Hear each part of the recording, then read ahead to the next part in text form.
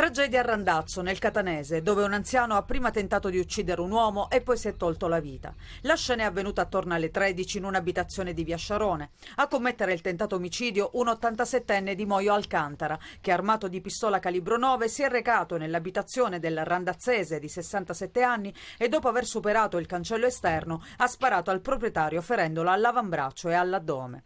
Poi con la stessa arma si è tolto la vita poco prima di uscire. Il ferito è stato trasportato in elisoccorso all'ospedale Cannizzaro di Catania, dove è entrato in codice rosso. Al trauma center del nosocomio è stato sottoposto ad un intervento. Secondo quanto si è appreso, l'uomo non è in pericolo di vita ed è rimasto vigile e cosciente. Sul posto sono intervenuti i carabinieri della compagnia di Randazzo che indagano sul movente, cercando di ricostruire le personalità delle due persone coinvolte nel tentato omicidio-suicidio e le loro frequentazioni. Ci sono dei testimoni che hanno assistito a quanto avvenuto, stiamo assumendo sommare informazioni chi ha appunto assistito a questa vicenda. Al momento si escludono collegamenti con la criminalità organizzata. Una rappresaglia, decine di persone armate che si sparano. A terra rimangono 2 morti e diversi feriti. È l'estate del 2020. L'8 agosto di 3 anni fa, Viale Grimaldi, nel quartiere Librino di Catania, diventa lo scenario di un conflitto a fuoco fra 2 fazioni mafiose. La scintilla, questioni di gelosia legate alla frequentazione con una ragazza, ma la vera ragione alla base del confronto è la supremazia per le piazze di spaccio. Dopo 14 arresti effettuati nell'arco dei mesi successivi, altre 2 persone finiscono adesso in manette per quella faida tra esponenti del clan Cappello Bonaccorsi e del clan dei Cursoti milanesi. Nell'operazione denominata Centauri Ter sono stati arrestati Giuseppe Auteri e Giovanni Agatino Di Stefano, entrambi 42 anni, vicini al clan Cappello. Per loro l'accusa è di plurimo tentato omicidio aggravato dall'associazione mafiosa. Secondo quanto accertato, i 2 avrebbero preso parte al comando che avrebbe sparato contro le persone della fazione avversa. A contribuire alle indagini le dichiarazioni dei collaboratori di giustizia Carmelo Listo e Michele Vinciguerra, rivelatesi fondamentali sullo specifico ruolo svolto dai 2 indagati nel corso del conflitto a fuoco. Tornate a casa, chi vuole rimanere per le 4, però ciao Gioia. Oppure li portiamo a mare. Una mattinata vissuta ad aspettare fuori da un albergo di Taormina il presidente della regione Renato Schifani, per poi sentirsi dire: tornate a casa, ci vediamo alle 16. Al di là dei sorrisi, non è l'epilogo migliore di un sit-in pacifico, colorato, quello di genitori e piccoli pazienti del CCPM di Taormina, di medici, lavoratori e rappresentanti delle istituzioni che chiedono di non chiudere il centro di cardiochirurgia pediatrico. E così il previsto incontro è slittato al pomeriggio, con Schifani che ha ricevuto solo una delegazione di genitori e lavoratori. Innanzitutto le norme attuali non lo prevederebbero, perché è un decreto Balduzzi che fissa dei limiti minimo e massimo per un'operazione delle quali sarebbe sufficiente e indispensabile soltanto una cardiochirurgia, anzi è soltanto prevista questa con i numeri che abbiamo. Lavoreremo per una deroga, lavoreremo per sensibilizzare il Ministero, però anche lavoreremo a delle motivazioni che possano portare il Ministero alla deroga di questo principio. Mi sto impegnando e mi impegnerò quotidianamente su questo tema perché lo ritengo ormai maturo per essere affrontato con soluzioni diciamo a breve termine, non più a medio termine. Dopo il 31 gennaio possibile una nuova proroga tecnica, ma sarebbe ancora qualcosa di temporaneo. L'ipotesi a cui si sta lavorando, sollecitata anche dall'amministrazione di Taormina, è quella di chiedere una deroga al decreto Balduzzi che preveda la possibilità di utilizzare la quota del bacino d'utenza della Calabria, visto che sono tanti piccoli pazienti che arrivano da Taormina da Oltrestretto. Sì, il decreto Balduzzi esiste fino a quanto non viene modificato, è norma dello Stato. Lavoreremo su ipotesi di valutazione di alcune regioni che sprovviste di cardiochirurgia pediatrica possono, così come fanno, si avvalgono della cardiochirurgia pediatrica di Taormina. Mi riferisco alla Calabria, per esempio, ad altre regioni. Però, ripeto, tutto è aperto, esploreremo tutto e non lasceremo nulla, dico nulla, di intentato. I genitori dei piccoli pazienti del centro di cardiochirurgia pediatrica di Taormina stamattina lo hanno detto a chiare lettere: sono stanchi di attendere passivamente una decisione, chiedono certezze e non più solo parole. Miele ancora a casa sua, con la famiglia adottiva che lo ha reso un figlio accettato, un dono del cielo, un bambino sereno. Ma in questa coppia di genitori e nei tutori legali che assistono il bambino adesso si insinua un dubbio, che qualcuno metta in giro notizie false, come quella dell'allontanamento del bambino in una località protetta del nord Italia e affidato ad una equipe di operatori sociali, magari per manipolare e influenzare l'opinione pubblica. Come tutore dichiaro che il minore è con coloro che sin dalla nascita lo hanno accolto, e quanto ci scrive il tutore legale del bambino da noi contattato questa mattina, che prosegue: la notizia secondo la quale il minore si trovi in una località protetta del nord Italia è del tutto destituita di fondamento. Intanto nella piccola comunità di Modica, dove ormai in tanti conoscono la storia e i nomi dei protagonisti, inclusa l'identità di Vittorio Fortunato, si fa strada una voce che potrebbe raccontare qualcosa di più del contesto familiare della mamma naturale. In famiglia c'è uno zio in odore di santità, riporta oggi il quotidiano La Sicilia, citando un'intervista televisiva del 2021 fatta dall'avvocato difensore della mamma biologica che voleva certificare la serietà del contesto sociale pronto ad accogliere il bambino. In questa intricata e delicatissima vicenda, dunque, si inserirebbe anche un altro nuovo elemento. E l'amore dov'è? Si domandano in molti sui social, dove l'hashtag Io sto con Miele è sempre più cliccato e commentato, e dove la petizione per la raccolta firme continua a crescere di condivisione in condivisione. L'amore è possesso o rispetto del bene assoluto dell'altro? Una persona che ama veramente dovrebbe mettere il bene dell'amato davanti ai propri sentimenti e ai propri dolori, scrive qualcun altro.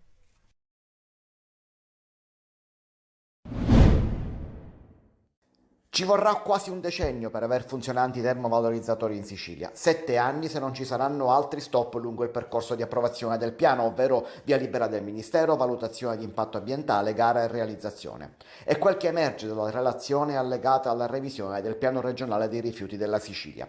Ogni termovalorizzatore a regime potrà smaltire 300.000 tonnellate l'anno quando sarà in funzione, ma le discariche siciliane nel frattempo vanno verso la saturazione.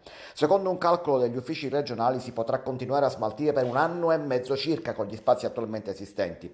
Per questo sarà necessario ampliare le discariche esistenti, realizzarne di nuove con un orizzonte temporale di riempimento a 10 anni. Ma non basta. Nelle more della nascita dei nuovi impianti la spedizione di rifiuti all'estero o fuori regione diventerà stabile con accordi precisi.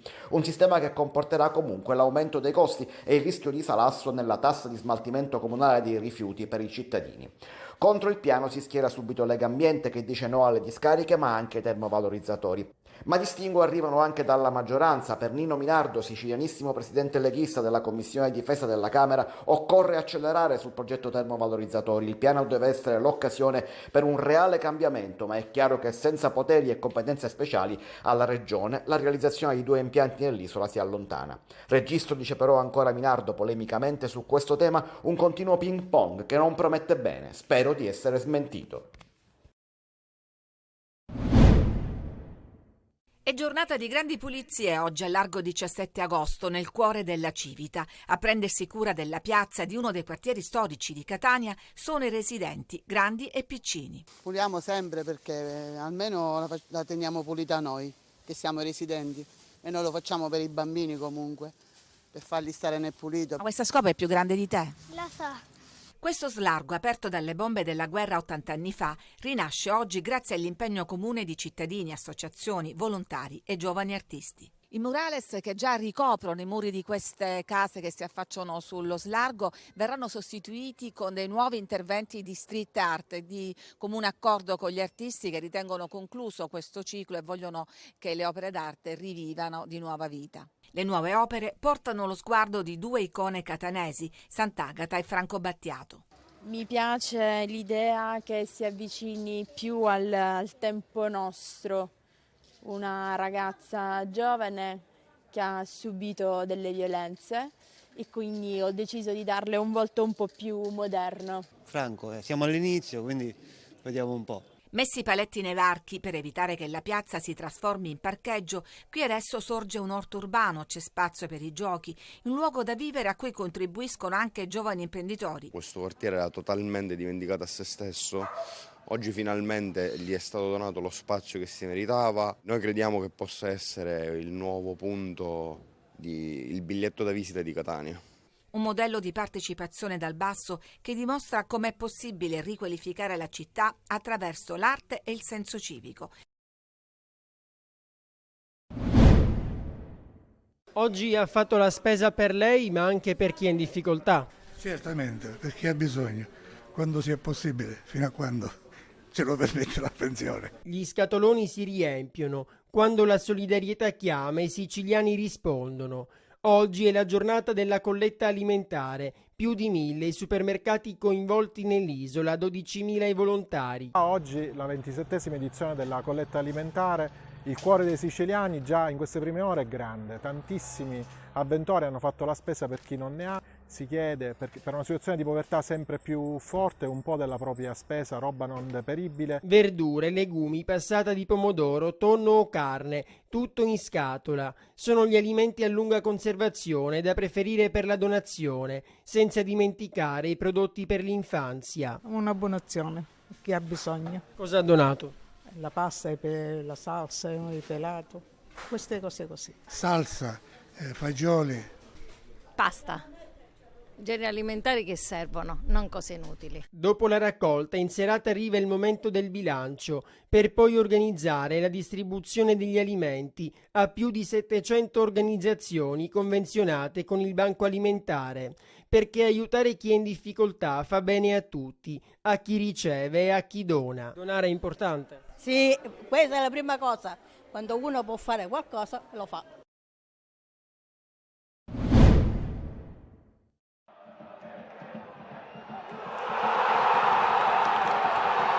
All'ultimo respiro, Catania-Turris è tutta nel finale, l'1-1 sembra scritto, ma Chiricò batte un angolo, trova con una gran parabola la testa di Bois, bravissimo ad inserirsi. Gol vittoria, il Massimino esplode, il difensore si toglie la maglia e corre sotto la curva. La stessa cosa fa Lucarelli, che abbandona la panchina e va a esultare con i tifosi. Tutto liberatorio. Se avrà il sapore della svolta lo diranno le prossime partite, ma di certo questa vittoria, meritata va detto, ha un valore importante. Lucarelli, applauditissimo dal pubblico inizio gara, conferma la difesa a 4, la novità tattica è Rocca che gioca da sottopunta 4-2-3-1, squadra camaleontica come vuole l'allenatore toscano e con un approccio diverso. Di Carmine va vicino alla rete al settimo, passaggio filtrante di Bois, l'attaccante entra in area di destro, spedisce di poco al lato, è un Catania propositivo, sempre dalla catena di destra arriva l'occasione migliore al 16esimo, dopo un cross deviato di Bois, Zammarini riesce a servire Di Carmine che tira a colpo sicuro ma Fasolino risponde benissimo di piede. La Turris subito dopo va al tiro con Giannone e la conclusione si perde al lato, ma sono i rossazzurri a tenere il pallino del gioco. Chiricò serve benissimo di tacco Zammarini, arriva il cross per Rocca, la conclusione è potente ma esce di poco, oltre il palo alla sinistra di Fasolino. Il gol è nell'aria e arriva al minuto 38, calcio d'angolo di Chiricò, bellissima parabola e Curado svetta di testa e spedisce in rete. È il primo gol su palla inattiva in campionato, il Massimino esulta per la prima realizzazione nel torneo di un giocatore che non faccia parte del reparto d'attacco. Nel secondo tempo, poche occasioni, il Catania gestisce bene ma la prima vera opportunità la Turris pareggia, Nocerino sfugge a Silvestri e crossa, Dauria pesca un solissimo De Felice che batte Beters, 1-1 e di nuovo stadio in silenzio. Lucarelli incoraggia i suoi che hanno un quarto d'ora per riprendersi 3 punti, lo fanno proprio all'ultimo secondo con Bois e dopo la rete viene espulso Caneo che si lamenta per l'extra recupero. Il neo allenatore del Catania ottiene ciò che voleva e quella corsa può valere un nuovo inizio. Il primo tempo è stato un bel Catania, ha creato tante occasioni e purtroppo nell'unica situazione che abbiamo concesso all'avversario abbiamo subito il gol ingiustamente, anche perché la squadra è vero che nel secondo tempo ha creato un pochino meno del primo, però è anche vero che ha gestito il vantaggio con grande equilibrio, con grande organizzazione senza mai andare in affanno e questo gol proprio mentre stavo facendo dei cambi è stata un po' una doccia fredda. Poi come gli avevo detto a voi, come ho detto a voi, come ho detto a loro, dovevamo crederci fino alla fine in ogni partita di poter riuscire a vincere le partite anche magari quando gli episodi come oggi non ci girano a favore e i ragazzi sono stati bravi. La vittoria penso ci sia pochi dubbi sul merito. Ho detto ai ragazzi di cogliere questo segnale perché potrebbe essere che il vento ha cominciato a girare. La settimana più complicata della gestione Modica fa da prologo alla trasferta di Foggia, un appuntamento da circoletto rosso perché con appena 2 punti nelle ultime 6 giornate può essere crocevia del destino del Messina. Il terzultimo posto è più di un campanello d'allarme. I tifosi dopo 2 mesi e mezzo di campionato hanno riacceso la contestazione alla società con uno striscione esposto all'esterno dello stadio Franco Scoglio. L'atmosfera torna a farsi pesante, l'incantesimo sembra essersi spezzato, tutti in discussione, nessuno escluso, il presidente Sciotto, il tecnico Modica e i calciatori. Al Messina di Foggia, per essere competitivo, servono massimo impegno, concentrazione e umiltà, doti che hanno caratterizzato la prima parte del girone d'andata. I pugliesi decimi con 18 punti, 7 in più dei giallorossi, non vincono da 5 turni, ma nell'ultima trasferta hanno imposto il pareggio alla capolista Juve Stabia e inseguono il 6° successo consecutivo nei precedenti con i peloritani. Mi aspetto una reazione emotiva, una reazione di testa, una reazione di piglio di squadra che può fare il suo dovere appieno, considerando che mi aveva già abituato a vederlo in grande condizione fino alla partita di Crotone, quindi dobbiamo resettare, tutto parte dalla testa e lì abbiamo cercato di poter lavorarci, poter parlare, poter condividere anche questo momento delicato. Ho avuto l'ausilio di avere il patrono accanto ed è stato molto carino con la squadra, carino con tutti, quindi è una forza in più, però adesso c'è la gara è importante e dobbiamo affrontarla con grande piglio.